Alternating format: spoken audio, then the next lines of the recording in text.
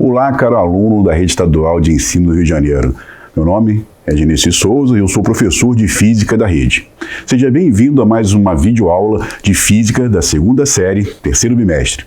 O tema da nossa videoaula é hidrelétrica e termoelétrica. Por quê? Por que usá-las? A presença de energia elétrica em nossas vidas é gigantesca. Geladeira, liquidificador, televisão, ferro de passar roupas e muitos outros. São dispositivos que funcionam utilizando essa energia, essa forma de energia. A energia elétrica que chega até nós é, de certa forma, gerada em usinas hidrelétricas, assim diz a língua usual, sendo que, na verdade, ela é resultado de um processo de conversão de energia potencial em energia elétrica.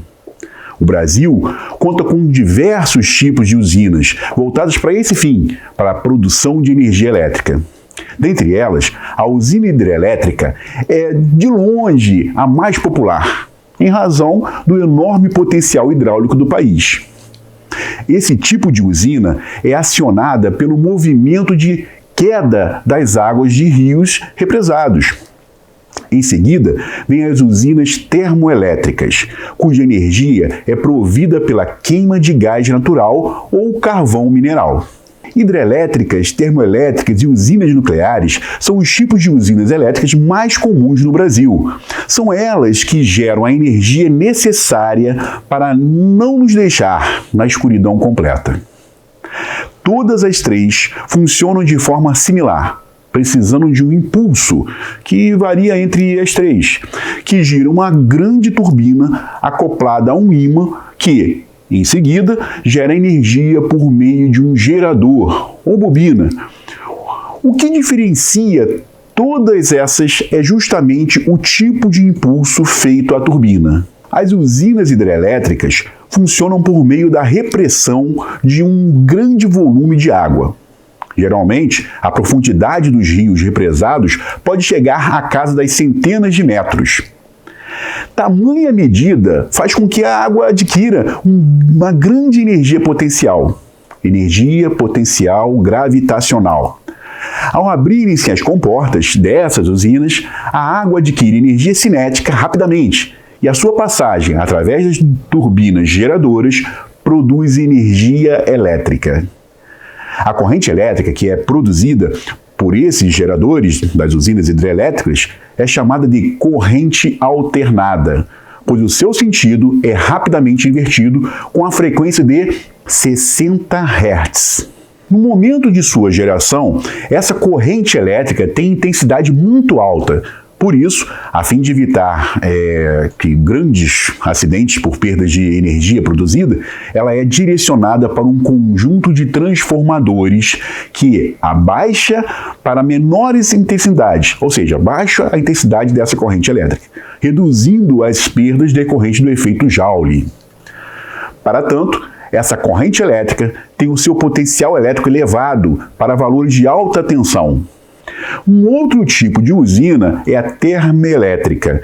A energia termoelétrica é toda e qualquer energia produzida por uma central cujo funcionamento ocorre a partir da geração de calor resultante da queima de combustíveis sólidos, líquidos ou gasosos. Os principais combustíveis utilizados nas usinas termoelétricas são o carvão mineral, a nafta, o petróleo, o gás natural e, em alguns casos, a biomassa.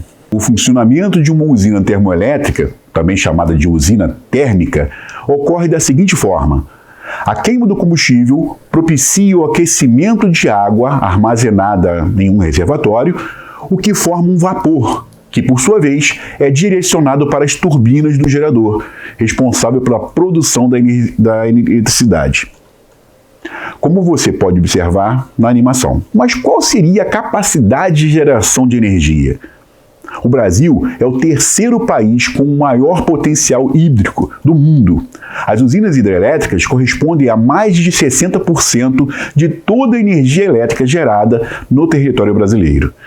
É o tipo de usina mais comum no país, devido à sua abundância de rios com grande potencial hidráulico. Confira nessa lista as maiores usinas hidrelétricas do Brasil, seguida de sua produção energética em megawatts.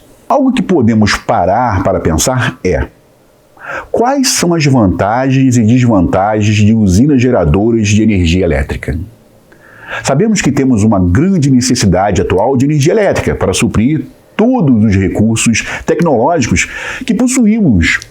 Dessa forma, cada vez mais há necessidade de sermos autossuficientes em energia. Mas qual o preço que deve ser pago para isso? Vamos analisar agora. Quais as vantagens de se construir uma usina geradora de energia elétrica? De acordo com o blog Fontes de Energia, podemos listar algumas vantagens e desvantagens. Usinas hidrelétricas. Sua função é transformar a energia mecânica, hidráulica, em energia elétrica. Funcionamento. Primeiro, converter a energia potencial da água represada em energia cinética, essa energia da água, de movimento. Segundo, converter a energia cinética da água em energia cinética na turbina. Terceiro, converter a energia cinética da turbina em energia elétrica no gerador. Vantagens. Primeiro, utilização de insumo energético natural, renovável e não poluente, a água. Segundo, o uso da tecnologia própria. Terceiro, grande potencial hidrelétrico em nosso país. Entretanto, quais são as desvantagens? Primeiro, grande distanciamento entre a usina e os principais centros consumidores.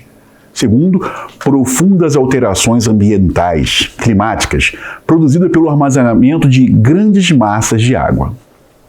Terceiro, deslocamento e até extinção de populações, animais e vegetais em função do desapropriamento e da inundação de grandes áreas de terra.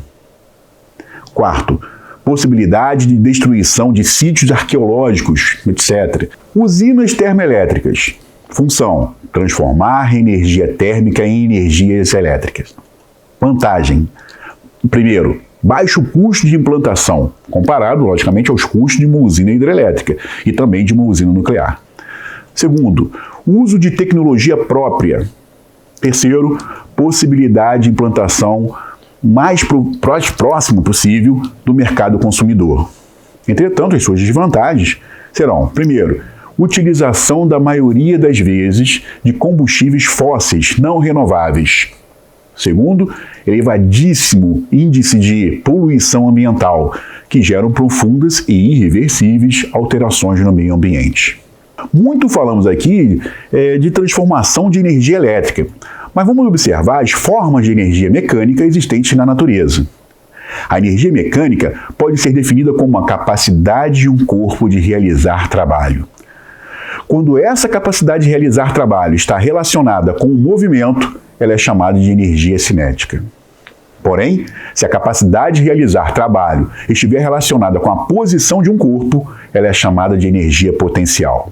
A energia cinética está relacionada com a massa e a velocidade de um corpo. Matematicamente, ela é dada pela equação energia igual a massa vezes velocidade ao quadrado dividido por 2. Sendo aí na imagem massa representada pela letra M, velocidade pela letra V. Podemos ver com a equação na imagem que, se a velocidade for zero, o corpo não terá energia cinética. Isso comprova o que diz a definição dessa forma de energia, que a descreve como a energia associada ao movimento dos corpos. Energia potencial gravitacional, quando a energia tem origem na atração gravitacional da Terra sobre um objeto, ou entre corpos. É o caso da primeira figura, em que o bloco está suspenso pelo fio. Se o fio for rompido, haverá o movimento de queda livre. Essa forma de energia depende da altura que o corpo se encontra, de sua massa e da gravidade local.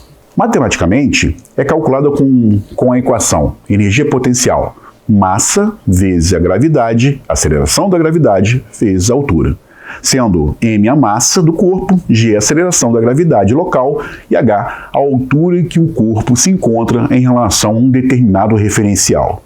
Energia potencial elástica tem origem na ação que uma mola pode exercer sobre o corpo. Por exemplo, na figura em que um bloco está preso a uma mola comprimida por um fio. Se esse fio for cortado, a mola esticará e empurrará o bloco para frente, fazendo com que ele realize trabalho. A energia potencial elástica depende da constante elástica da mola e do deslocamento. Ela é definida pela expressão mostrada na ilustração ao lado. A conservação da energia mecânica é uma das leis da mecânica que decorrem do princípio da conservação da energia.